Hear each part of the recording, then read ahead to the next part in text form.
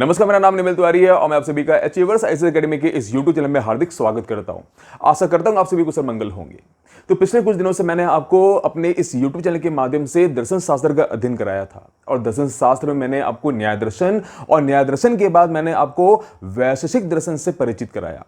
और मैंने अपने पिछले वीडियो में बताया था कि मेरा जो अगला वीडियो होगा वो इस दर्शन के एक सिद्धांत पर आधारित होगा जिसका नाम क्या है, तो परमाणुवाद। तो आज का जो हमारा टॉपिक है वो वैशेषिक दर्शन का परमाणुवाद पर आधारित है। अगर मैं बात करूं परमाणुवाद की तो ध्यान दीजिएगा, परमाणुवाद एक ऐसा सिद्धांत है जिसे हम सृष्टि एवं प्रलय का सिद्धांत भी कहते हैं। अगर मैं बात करूं सृष्टि एवं प्रलय के सिद्धांत का, तो आपको यह भी ध्यान देना होगा कि हमारे भारतीय दर्शन में जितने भी जो दर्शन हैं, सभी दर्शन कहीं ना कहीं किसी न किसी स्वरूप से विश्व की उत्पत्ति के संबंध में जिस सिद्धांत को अपनाएं उस सिद्धांत को हम क्या बोलते हैं, सृष्टिवाद का सिद्धांत। हालांकि उन सभी दर्शनों में एक दर्शन अपवाद भी है और वो दर्शन कौन सा है, तो सांख्य दर्शन। सांख्य दर्शन यहां पर एक ऐसा दर्शन है जो विश्व की उत्पत्ति के संबंध में विकासवाद नामक एक नया सिद्धांत को प्रतिपादित किया है। बाकी जितने भी जो दर्शन है उन सभी दर्शन का जो विचारधारा है सृष्टि की उत्पत्ति के संदर्भ में वो हमारा क्या है, तो सृष्टिवाद का सिद्धांत। और उसी सृष्टिवाद के सिद्धांत को हम वैशेषिक दर्शन में क्या बोलते हैं, तो परमाणुवाद बोलते हैं।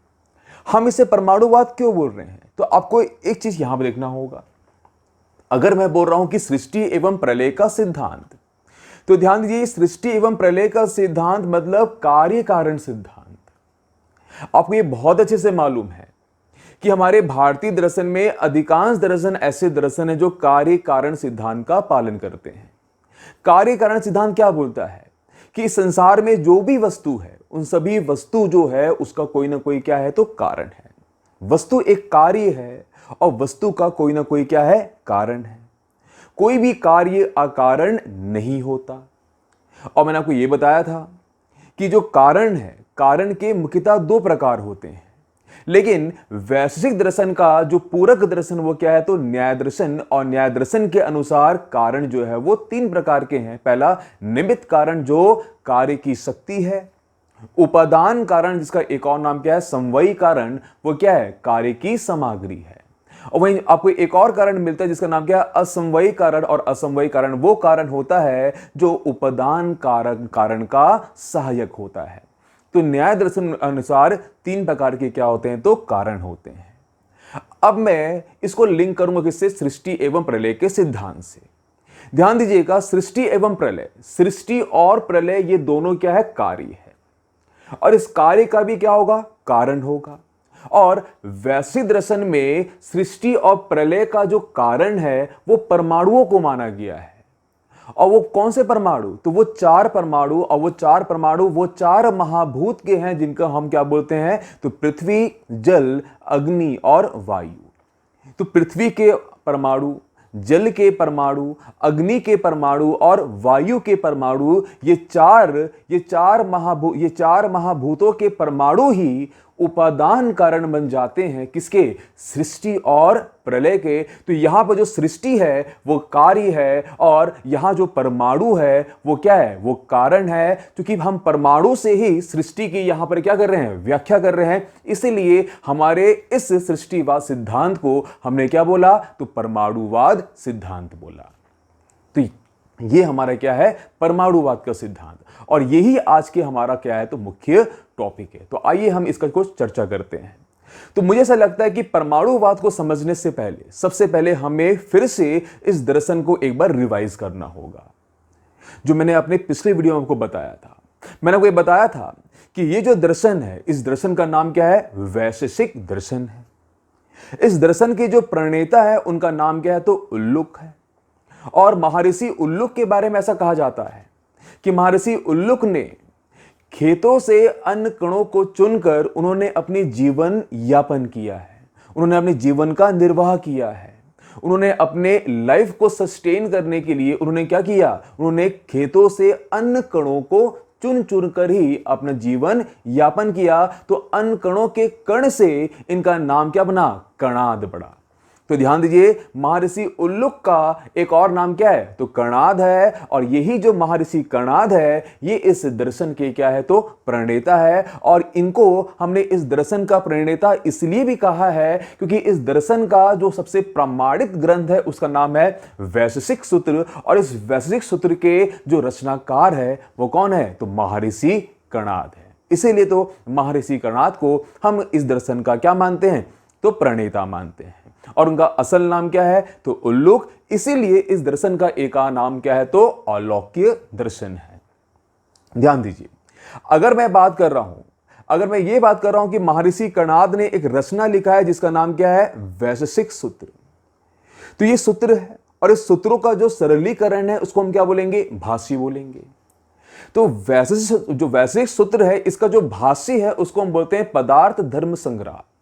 और ये जो पदार्थ धर्म संग्रह नामक जो रचना है, इसको लिखने वाले महर्षि प्रशस्तपाद थे। तो महर्षि प्रशस्तपाद वो थे जिन्होंने वैशेषिक सूत्र का क्या किया? सरलीकरण किया। और सरलीकरण करके उन्होंने हमको एक भाष्य दिया जिसका नाम क्या है? तो पदार्थ धर्म संग्रह। और इसी पदार्थ धर्म संग्रह से हमें यह जानकारी मिलता है कि पदार्थ धर्म संग्रह में यह बताया गया है कि जो संपूर्ण संसार है, ये जो विश्व है, इस विश्व की व्याख्या हम 7 पदार्थों के माध्यम से कर सकते हैं। मतलब इस पूरे सृष्टि को, इस पूरे विश्व को आप 7 पदार्थों में विभाजित कर सकते हो। और ये जो 7 जो पदार्थ है, इसमें जो पहला पदार्थ वो क्या है? द्रव्य है। द्रव्य के बाद क्या आएगा? कर्म है। कर्म के बाद द्रव्य के बाद गुण है। गुण के बाद क्या है? कर्म है। कर्म के बाद क्या है? सामान्य। सामान्य के बाद क्या है? विशेष है। और विशेष के बाद क्या है? तो समवाय। और समवाय के बाद क्या है? तो अभाव। तो ये 7 क्या है? तो 7 पदार्थ है। और इन्हीं 7 पदार्थों के माध्यम से हम क्या करते हैं? हम जगत का व्याख्या कर सकते हैं। तो आपको यह समझ में आ गया कि ये जो दर्शन है, इस दर्शन में इस जगत का व्याख्या हम 7 प्रकार के पदार्थों से करते हैं। और उन 7 पदार्थों में जो पहला पदार्थ है वो क्या है? द्रव्य है। और इन 7 पदार्थों में जो आपका 5वां जो पदार्थ है उसका नाम क्या है? तो विशेष है। और आपको यह भी ध्यान देना होगा कि ये जो विशेष है, इसी विशेष पदार्थ के कारण, इसी विशेष पदार्थ की व्याख्या करने के कारण इस दर्शन का हमने नाम क्या रखा? वैशेषिक दर्शन रखा। तो 7 पदार्थों में एक पदार्थ क्या है? विशेष पदार्थ। और विशेष पदार्थ की यहां पर व्याख्या होती है, इसीलिए तो इस दर्शन का नाम क्या है? तो वैशेषिक दर्शन है। अब आपको यहां समझना होगा कि विशेष से अभिप्राय क्या है। विशेष मतलब होता है यहां पर क्या? तो भेदन। भेदन मतलब किसी भी 2 वस्तु के बीच में भेद करना। उदाहरण के तौर पर मान लीजिए कालिदास जी हैं। कालिदास ने बहुत सारे रचनाएं लिखी हैं। कालिदास के 7 रचनाएं हैं। आपको पता है कालिदास के 2 खंड काव्य, 2 महाकाव्य और 3 नाटक हैं। 2 खंड काव्य क्या है? तो मेघदूतम और ऋतुसंहार। महाकाव्य क्या है? रघुवंशम और कुमार संभवम। और 3 नाटक क्या है? तो मालविका अग्निमित्रम और अभिज्ञान शकुंतलम और विक्रमो वर्ष्यम। तो मान लो मुझे विशेष को समझाना है तो मैं इस विशेष को ऐसे समझाता हूं। हम ये बोल सकते हैं कि कालिदास की एक रचना, इसका नाम क्या है? मालविका अग्निमित्रम। और कालिदास का वहां एक और रचना कौन सा है? तो मेघदूतम। अगर आपसे ये बोला जाए कि दोनों रचनाओं का व्याख्या कीजिए, उनकी विशेषताएं को आप बताएं, तो आप क्या बताओगे? कि जो मालविका अग्निमित्रम है, मालविका अग्निमित्रम कालिदास का एक बहुत ही अच्छा क्या है? नाटक है। बहुत ही सरल भाषा में है। बहुत ही अच्छे अच्छे इसमें क्या है? तो पात्र है। और सेम चीज अगर आपने किसके बारे में बता दिया? तो मेघदूतम के बारे में, तो हुआ क्या कि आपने दोनों का सामान्य जानकारी दिया। लेकिन वही अगर मैं ये बोलूं कि जो मेघदूतम है वो एक खंड काव्य है और जो मालविका अग्निमित्रम है वो क्या है? तो एक नाटक है। तो जो नाटक है वो उसकी विशेषता है। तो यहां पर क्या हुआ कि हमने मालविका अग्निमित्रम और वहीं मेघदूतम के बीच में क्या किया? एक भेद बताया। और भेद क्या है? कि जो मालविका अग्निमित्रम वो क्या है? तो नाटक है। और इसी को हम क्या बोलते हैं? तो विशेष। तो विशेष से यहां अभिप्राय किसे है? तो भेदक से। और इसी विशेष पदार्थ की यहां पर क्या होती है? व्याख्या होती है। इसीलिए इस दर्शन का नाम क्या है? तो वैशेषिक दर्शन है। चलिए हम आगे बढ़ते हैं। हमने ये देखा कि इस दर्शन में कुल मिलाकर 7 प्रकार के पदार्थों का व्याख्या किया जाता है। इन 7 पदार्थ में जो पहला पदार्थ है उसका नाम क्या है? द्रव्य है। और द्रव्य के बारे में आपको ये बताना चाहता हूं कि द्रव्य वो है, द्रव्य का एक लक्षण है। और उसका लक्षण क्या है कि इस दर्शन के अनुसार जो द्रव्य है ना, वो गुण और कर्म का समवायी कारण है।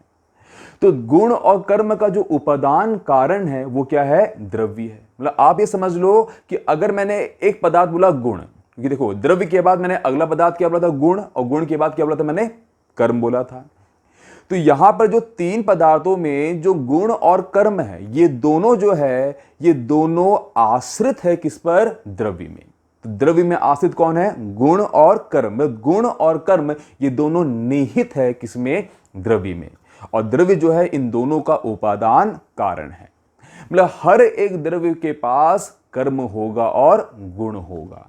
तो आप ये ध्यान देना कि अगर मैं बात कर रहा हूं द्रव्यों की, तो वैसे दर्शन में द्रव्यों का व्याख्या करते हुए हमें कुल मिलाकर 9 द्रव्यों का क्या मिला? जानकारी मिलता है। और ये 9 द्रव्य क्या है? तो पहला द्रव्य क्या है? तो पृथ्वी। पृथ्वी के बाद क्या आता है? तो जल। जल के बाद क्या आता है? तो अग्नि। अग्नि के बाद क्या है? तो वायु। वायु के बाद क्या है? आकाश। आकाश के बाद क्या है? दिक्। दिक् के बाद काल। काल के बाद मन। और मन के बाद आत्मा। तो इस प्रकार से ये जो दर्शन है ये 9 प्रकार के द्रवों की क्या करता है? व्याख्या करता है। अब आपको यहां पर यह ध्यान देना होगा कि यहां पर जो आकाश है, आकाश के बाद यहां पर जो दिक् है, काल है और आत्मा। तो दिक्, काल, आत्मा और आकाश, इसके बारे में ऐसा कहा जाता है कि ये 4 ऐसे द्रव्य है जो गतिहीन है, जिनके पास गति नहीं है। अगर ये गतिहीन है तो समझ जाइए कि इनके पास कर्म नहीं होगा। मतलब कर्म जो है वो इन 4 द्रव्यों में निवास नहीं कर सकता, क्योंकि कर्म का एक पर्याय क्या बनेगा? क्रिया। और क्रिया का एक पर्याय क्या बनेगा? गति। तो जहां गति नहीं होगा वहां क्रिया नहीं, तो क्रिया नहीं मतलब कर्म नहीं। तो कर्म जो है वो निवास कहां नहीं करेगा? तो वो निवास 4 द्रव्यों में नहीं करेगा। वो एक क्या होगा? तो आकाश होगा। दूसरा क्या होगा? तो दूसरा दिक् होगा। अगला काल होगा। और एक क्या होगा? आत्मा होगा। तो ये कर्म कहां निवास करेगा?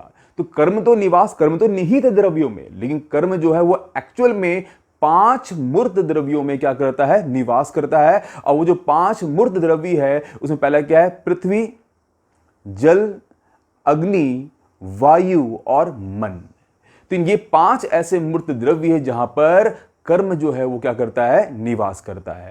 लेकिन मैंने आपको ये बताया कि हर द्रव्य में क्या होगा? गुण होगा और क्या होगा? कर्म होगा। तो ये ध्यान दीजिएगा कि स्टार्टिंग में ये जो 9 द्रव्यों का मैंने जो व्याख्या किया, इन 9 द्रव्यों में जो प्रारंभ के जो 5 आपके क्या है? द्रव्य है, उसको हम बोलते हैं पंच महाभूत। और इन पंच महाभूतों की एक और विशेषता है कि इन पंच महाभूत में 4 महाभूत जो आपको दिख रहा है, इसमें क्या है? पृथ्वी, जल, वायु और अग्नि।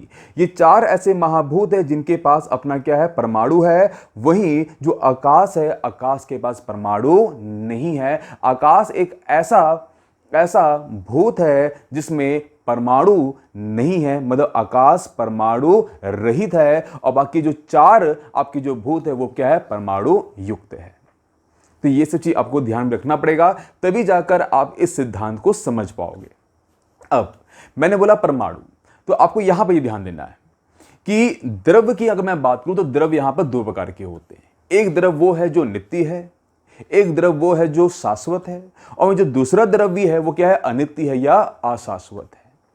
क्योंकि अगर आप परमाणुवाद विचारधारा के बारे में बात करोगे तो ये विचारधारा, ये सिद्धांत उस जगत की व्याख्या करता है जो क्या है? तो अनित्य है। ध्यान दीजिएगा, इस वाक्य को समझ लीजिए। ये क्या बोल रहा है कि ये जो आपका सिद्धांत है, ये सिद्धांत जगत के उस विषय की व्याख्या करता है जो क्या है? अनित्य है। ये नित्य द्रव्यों का विश्लेषण नहीं कर पाता, इसका व्याख्या नहीं कर पाता। और आपको ये अच्छे से मालूम है कि जो परमाणु है, परमाणु वो होता है जिसको हम नष्ट नहीं कर सकते। परमाणु वो जो होता है जो निरअवयव होता है, जिसका दोबारा विभाजन नहीं हो सकता। कि परमाणु क्या है? तो परमाणु मतलब परम व त्रुटे। परम व त्रुटे मतलब जो बाद में बार बार नहीं टूट सकता। मतलब यहां पर आपको ध्यान देना होगा कि जो परमाणु है, परमाणु चूंकि अविभाज्य है, जिसको तोड़ा नहीं जा सकता, तो वो क्या होगा? नित्य होगा। वो क्या होगा? शाश्वत होगा। तो अगर मैं बोला कि द्रव्य का दो भाग है, एक शाश्वत और एक अशाश्वत, एक नित्य एक अनित्य, तो शाश्वत और नित्य में क्या आएगा? तो शाश्वत नित्य में परमाणु आएगा। और वहीं अनित्य में क्या आएगा? तो अनित्य में इन परमाणुओं के संयोजन से जो नया कार्य की उत्पत्ति हुई, जो नई द्रव्य की जो उत्पत्ति हुई, वो क्या होगा? तो अनित्य होगा। और इसी नए द्रव्यों का हमें क्या करना है? व्याख्या करना है, क्योंकि इसी नए द्रव्य का क्या हुआ है? सृष्टि हुआ है। और इसी नए द्रव्य का एक समय के बाद क्या होगा? प्रलय होगा। उदाहरण के तौर पर आप ये देख सकते हो कि मान लीजिए पृथ्वी मतलब मान लीजिए मिट्टी है, तो मिट्टी का क्या होगा? परमाणु होगा। तो मिट्टी के हर कण, मिट्टी के अगर मैं एक एक कण को क्या कर लूं? जोड़ लूं, और जोड़कर एक क्या बना दूं? मटका बना दूं। तो मिट्टी के कणों से मिट्टी के कण जो है वो आपस में मिलकर एक क्या बना दिए? घड़ा बना दिए। तो घड़ा वो क्या हो गया? अनित्य वस्तु हुआ, वो अनित्य द्रव्य हुआ, वो कार्य हुआ। और जो मिट्टी के जो कण में जो परमाणु है वो क्या था? नित्य है। तो ये परमाणुओं के संयोजन से, ये कणों के संयोजन से निर्माण क्या इसका हुआ? मटका का। तो मटका की सृष्टि हुई। और इसी मटका को अगर मैं तोड़ दूं तो मटका का क्या हुआ? विनाश हुआ।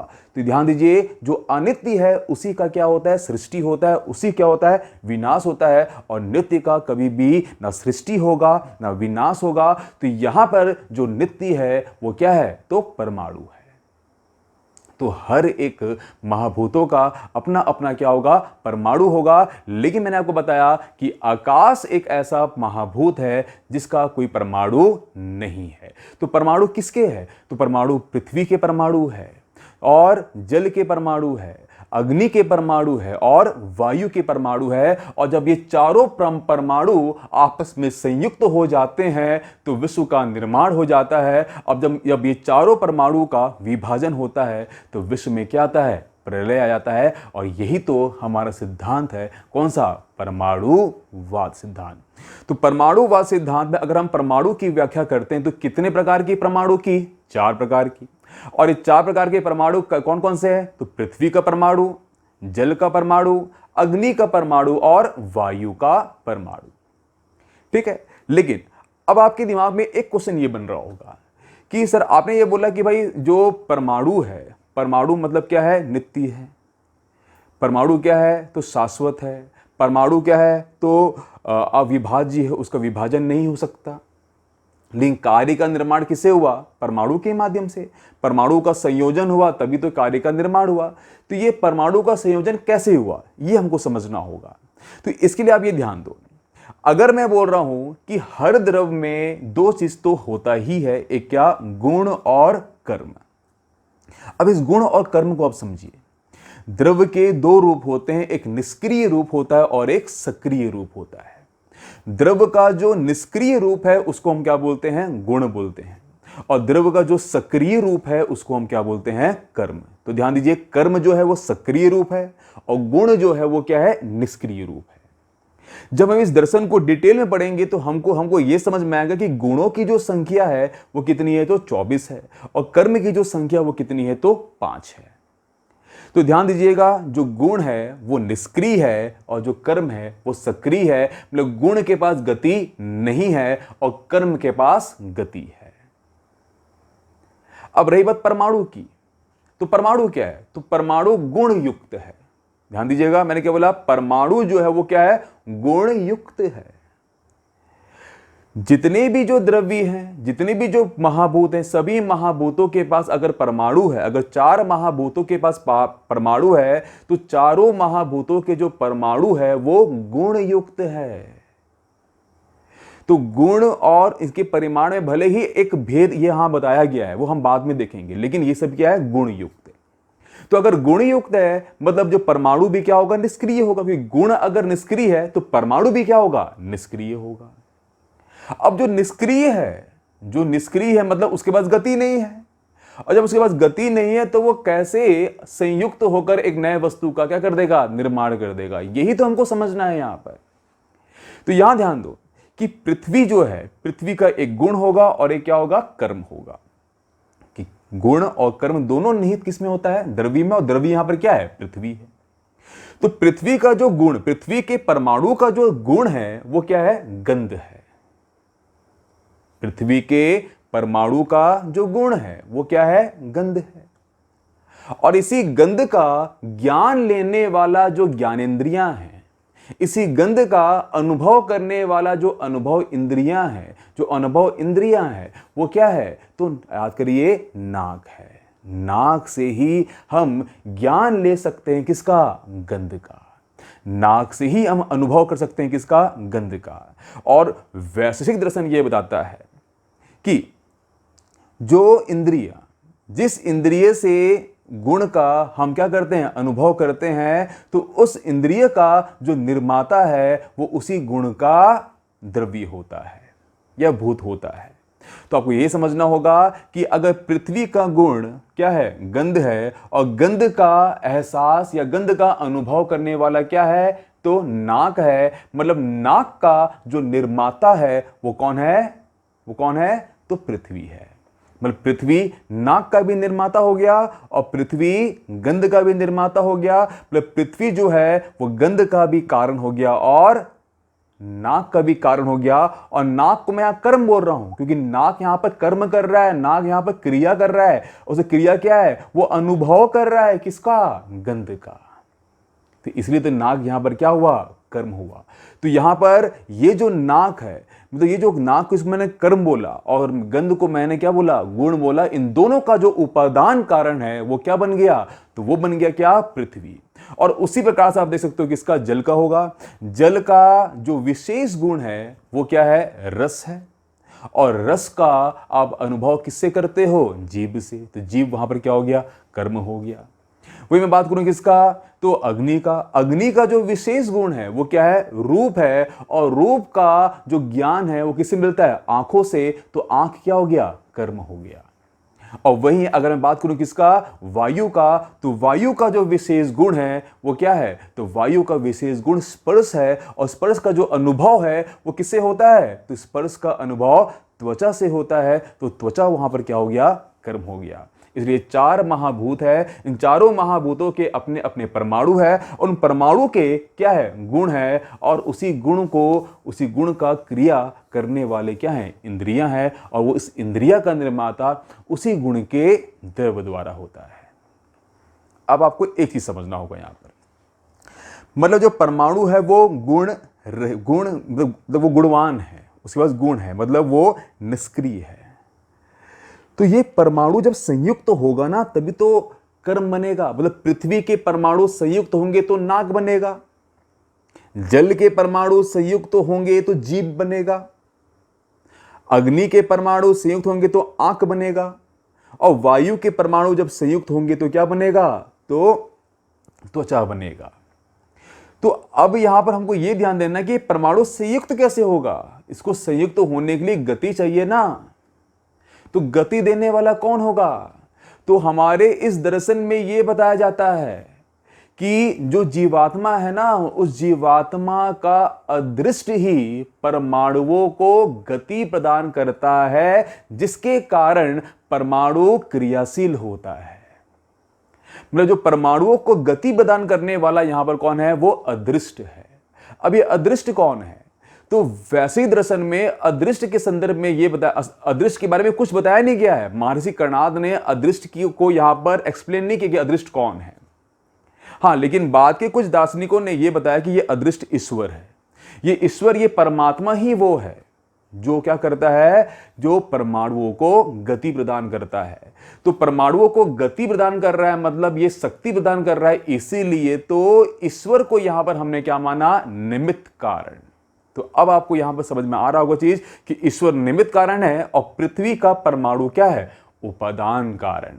मतलब पृथ्वी का परमाणु, जल का परमाणु, वायु का परमाणु, अग्नि का परमाणु, ये चारों परमाणु क्या है? उपादान कारण है। और इन उपादान कारण में शक्ति देने वाले या गति प्रदान करने वाले कौन है? ईश्वर। तो ईश्वर क्या हुआ? निमित्त कारण। तो इस निमित्त कारण और इस उपादान कारण का जो कार्य है वो क्या है? एक नया वस्तु। और नई वस्तु को हम क्या बोलेंगे? सृष्टि। और जब उसके अवयव अलग हो जाएंगे तो वो क्या हो जाएगा? प्रलय हो जाएगा। तो कहीं ना कहीं ये सृष्टिवाद सिद्धांत कार्य कारण सिद्धांत पर ही क्या है तो आधारित है। अब आपको दो तीन चीज यहां पर और समझना होगा। सबसे पहली बात तो यह है कि जो वैश्विक दर्शन है वो ये बोलते हैं, क्योंकि उसने 7 प्रकार के पदार्थों का क्या किया, व्याख्या किया। उन 7 पदार्थ में मैंने द्रव्य बोला, मैंने गुण बोला, मैंने कर्म बोला, फिर मैंने सामान्य बोला और उसके बाद मैंने क्या बोला है तो विशेष बोला है। तो एक चीज आपको ध्यान देना, जितने भी जो द्रव्य है, द्रव्य का जो नित्य भाग है, द्रव्य का जो नित्य भाग है वो द्रव्य का सामान्य गुण है, और द्रव्य का जो अनित्य है वो द्रव्य का क्या है तो विशेष गुण है। मतलब जिससे द्रव्य का क्या हो पाए, अंतर, जिससे दो द्रव्यों के बीच में आप भेद कर पाओ।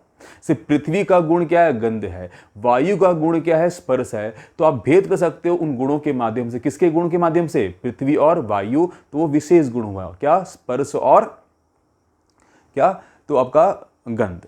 तो आपको ऐसा समझना होगा कि यहां पर जो पृथ्वी है, पृथ्वी का जो विशेष गुण वो क्या है, गंध है।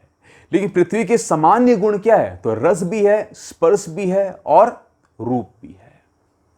मतलब जो पृथ्वी है वो चतुर्मुख है, उसके बाद 4 गुण है। 4 गुण में 3 गुण सामान्य है और 1 गुण क्या है, विशेष है।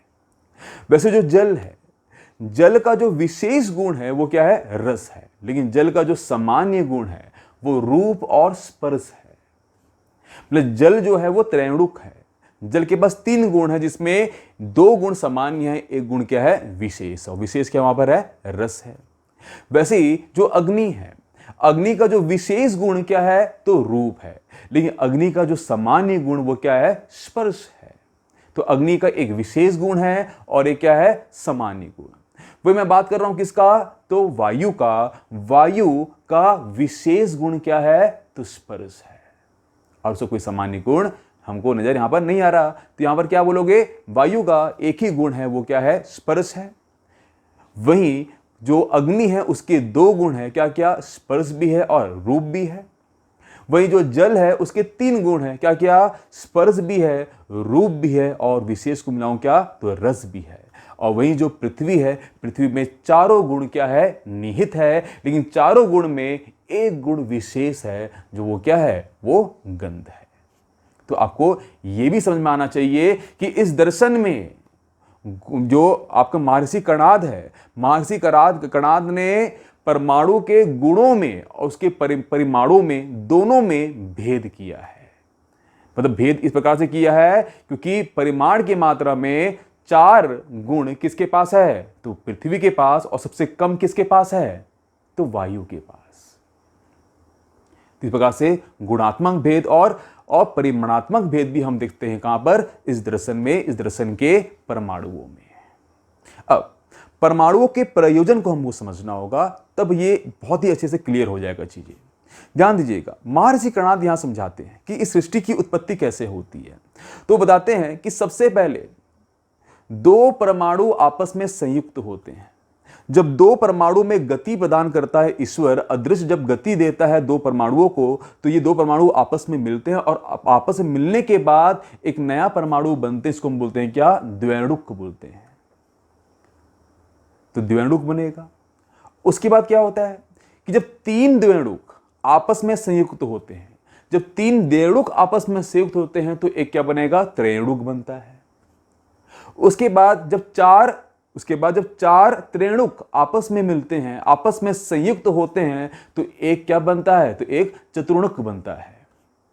तो सबसे पहले क्या हुआ कि 2 परमाणु आपस में मिले तो एक द्वैणुक बना, 3 द्वैणुक आपस में मिले तो एक त्रेणुक बना, और 4 त्रेणुक आपस में मिले तो क्या बना, चतुर्णुक बना।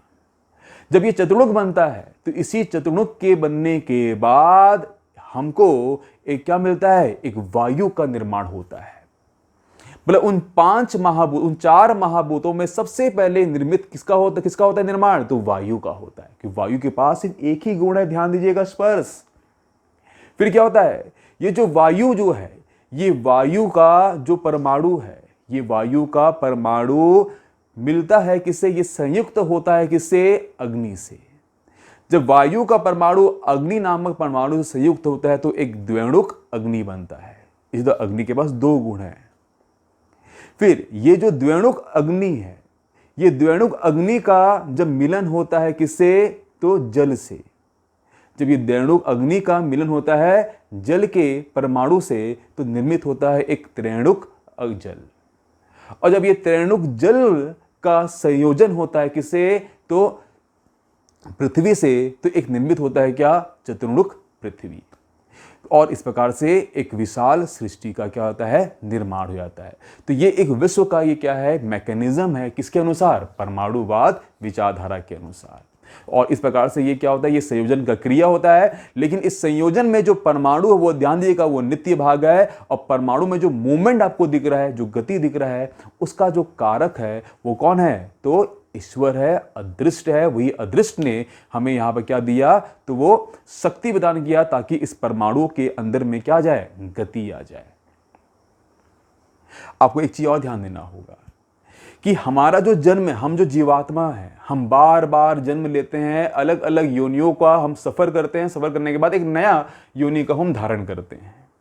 तो ऐसा यहां मानना है, इस मत के अनुसार ये मानना है कि जो सृष्टि है, जो सृष्टि है, या जो हमारा पुनर्जन्म जो हो रहा है, इसका भी जो निमित्त कारण है ना, वो कौन है, तो वो ईश्वर है। ईश्वर ही हमारे कर्म फल के अनुसार, हमारे धर्म और अधर्म के अनुसार हमें अगला जन्म देता है, एक नई सृष्टि हमको देता है, ताकि उस नए सृष्टि में हम सुख और दुख का क्या कर पाए, भोग कर पाए। तो सुख और दुख के भोग के लिए हमारे कर्म के अनुसार, हमारे ज्ञान के अनुसार, हमारी इच्छा के अनुसार, हमारे धर्म और अधर्म के अनुसार जो ईश्वर है ना, वो ईश्वर परमाणु को क्रियाशील करता है ताकि हम एक क्या ले, नया जन्म ले। तो नया जन्म ले तो नया क्या होगा, नई सृष्टि जन्म लेगा। और ये जो क्रम है ना, ये लगातार बढ़ते रहेगा, लेकिन एक समय आएगा जब ये क्रम क्या हो जाएगा, रुक जाएगा। और जिस दिन ये रुकेगा वो क्या हो जाएगा, प्रलय हो जाएगा। जैसे कि इस दर्शन में यह बताया जाता है, जैसे दिन है तो दिन के बाद क्या आता है, रात आता है। धूप के बाद क्या आता है, वर्षा आता है। उसी प्रकार के सृष्टि के बाद क्या आता है, प्रलय आता है। और आपको ये भी ध्यान देना होगा कि इस दर्शन में ये भी बताया गया है कि दो प्रलय के बाद जो नया प्रलय है, उसको, जो नया सृष्टि है, उसको हम क्या बोलते हैं, तो कल्प बोलते हैं। तो ध्यान दीजिए, ये हमारा सिद्धांत क्या था, तो सृष्टि और प्रलय का सिद्धांत। इस सिद्धांत में हमने ईश्वर के बारे में बात की, हमने कर्मफल के बारे में बात की, हमने कर्म के नियम के बारे में बात की, और हमने परमाणु के बारे में बात की। तो परमाणुवाद है, ये हमें भौतिकता की ओर ले जा रहा था। लेकिन अचानक से हमने बात किया किसका, ईश्वर का। हमने बात किया किसका, कर्म के नियम का। और ये जो ईश्वर और ये जो कर्म की नियम का जो हमने बात किया ना, वो हमें इस दर्शन को अध्यात्म की ओर ले गया। तो मतलब हम ये बोल सकते हैं कि ये दर्शन भौतिकवादी होने के साथ साथ अध्यात्मवादी भी है, और ये रियलिस्टिक भी है, ये वस्तुवादी भी है, क्योंकि ये द्रव्यों का स्वतंत्र सत्ता को क्या किया, स्वीकारा है। तो इस प्रकार से ये हमारा परमाणुवाद का सिद्धांत था। और मैं आशा करता हूँ कि मेरे इस वीडियो लेक्चर के माध्यम से ये परमाणुवाद सिद्धांत आपको समझ में आया होगा। क्योंकि अभी लॉकडाउन का समय है, कोरोना काल है, जिसके कारण हमारे पास व्हाइट बोर्ड नहीं है। तो व्हाइट बोर्ड नहीं होने के कारण मैं आपको सब कुछ दर्शा नहीं पा रहा हूँ, लेकिन मेरी कोशिश रहेगी कि आने वाले कुछ दिनों के बाद जब सरकार हमें कुछ रियायत दे तो मैं अपने क्लासरूम जाकर आपके लिए एक नया वीडियो प्रस्तुत कर पाऊँ। तो मैं आशा करता हूँ कि ये वीडियो आपको समझ में आया होगा, और इसी प्रकार से आप मेरे YouTube चैनल से मुझसे जुड़ सकते हैं। धन्यवाद।